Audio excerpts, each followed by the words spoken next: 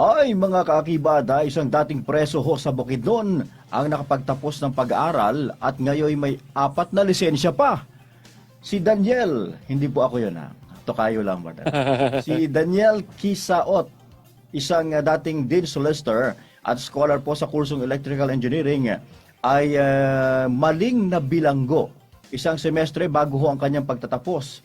Sa kabila po ng hirap sa loob ng kulungan, ipinagpatuloy ni Daniel ang kanyang pag-aaral at nagawang tapusin ng thesis na hango mismo sa kanyang karanasan sa piitan, sa tulong po ng kanyang pamilya, mga guro at pamunuan ng universidad.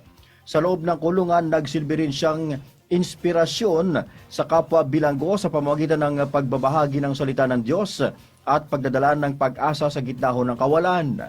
Matapos may basura ang kaso laban sa kanya at sa kabila ho ng pagpanaw ng kanyang ama, pinili ni Daniel ang kapatawaran at tinupad ang pangarap na maging lisensyadong inhinyero na kanyang nakamit kahit walang formal review.